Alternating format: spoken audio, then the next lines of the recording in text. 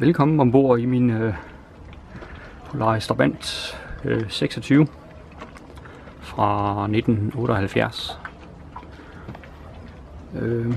Ja, som I ser her, så har vi cockpittet, som har dæk, eller hvad man skal kalde det. 2 låger af glasfiber. De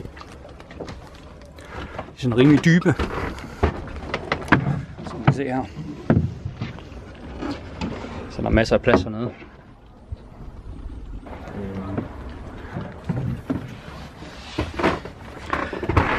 Jeps. Nå, som I lige kan se, så har jeg monteret den her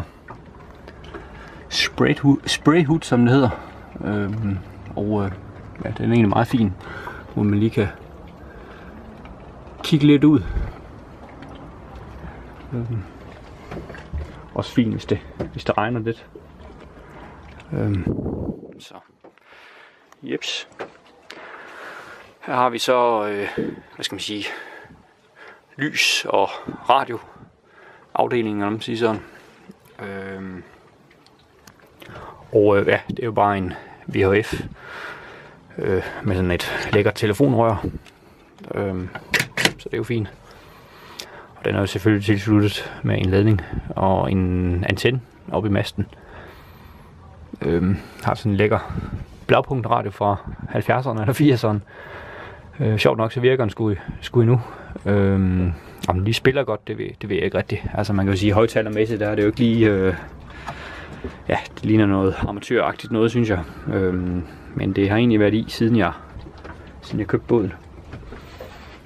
Se derinde der sidder højttaler nummer 2. Så det er ikke det vilde. Yes, hernede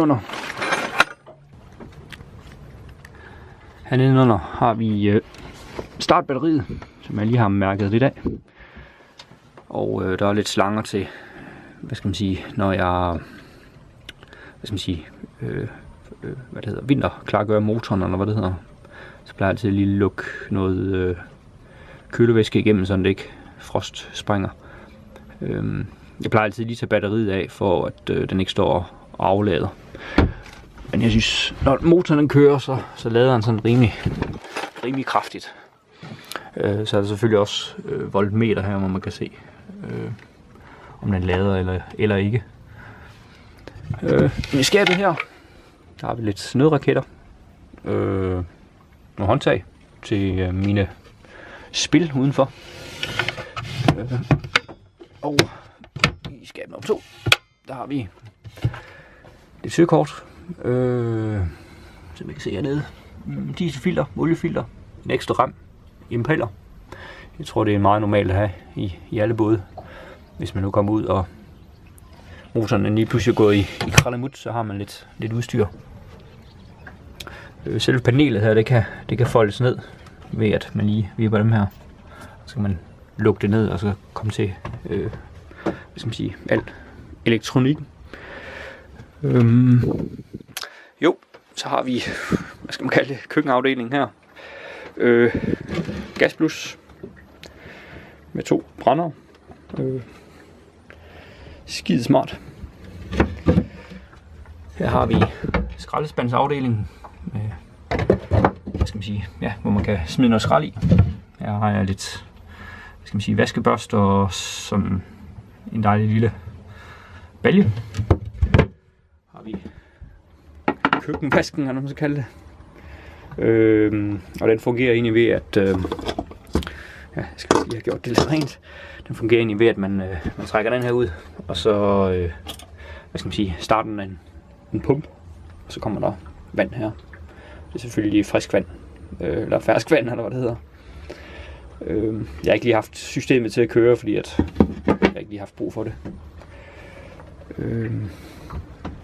Ja, herover har vi min, hvad skal man sige, afdeling med værktøj. Der er jo altid et eller andet, man lige skal have ordnet. Der er lidt, ja, tape og skruer lidt.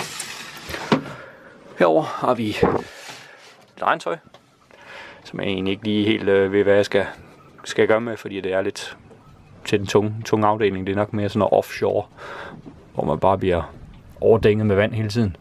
Regntøj. Ja, det skal jeg ikke bruge. Sådan rigtigt. Så har jeg lidt pussemidler og olie og sådan noget til efterfyldning på motoren.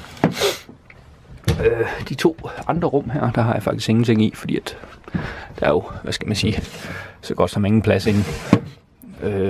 Så det er ikke lige det vilde, jeg har der. Har vi et fint bord her, som kan slås op, så man lige kan spise noget mad eller noget. Under sæderen der er selvfølgelig også lurer.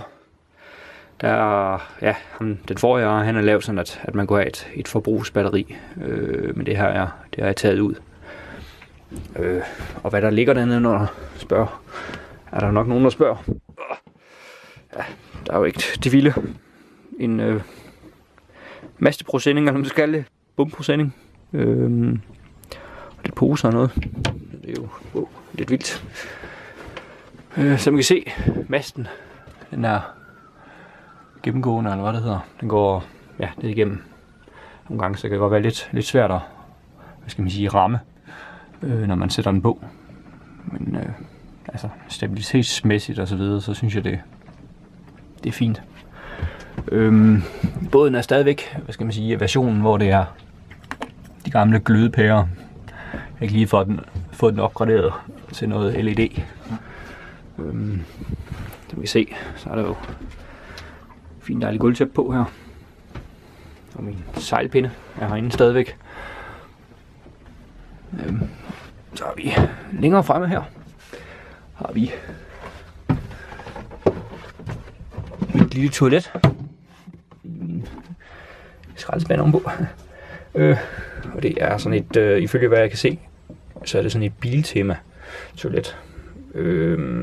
Jeg tror det koster 1200 kroner eller 1100 kroner ifølge mine kvitteringer. Men altså, ja, funktionsmæssigt så synes jeg det virker meget fint. Så den ene funktion der, skyller man, og den anden der pumper man bare ud. Som man kan se, så er det blot i bunden. Og grunden til det er fordi jeg lige har givet den en chat kølevæske. Det er også mere sådan det ikke frostspringer. Så har vi den der, som I kan se her. Det er en bordplade, man kan montere udenfor. Hvis man nu vil sidde udenfor og drikke en øl eller noget. Sådan en lille skab her. Og der er lidt kølervæske. Og lidt fiskegrej. Så det er jo ikke lige det vilde. Jeg tror ikke engang, jeg har noget fiskehjul hernede. Som I ser, så er der også fine lamper her. I hver sin side. Og nedenunder der er selvfølgelig også plads til alt muligt. Det gamle redningsveste.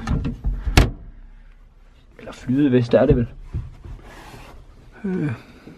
Men jeg synes, når man kigger rundt, så er den faktisk meget pæn af, at den er fra 1978. Jeg synes, mange både man ser, der er det helt balleret inde i kabinen, når man siger sådan i taget og sådan noget. Men det er jo det, der hvis der trænger vand ind, så er det jo da ikke smart. Som I kan se, så er der også sådan en fin loftsluge her. Og den er tæt. Så den kan man selvfølgelig åbne her. Så. Men der er der lidt plads herinde, men selvfølgelig ikke vildt. Men det er jo heller ikke en kæmpe båd. Selve båden den er 7,5 meter lang.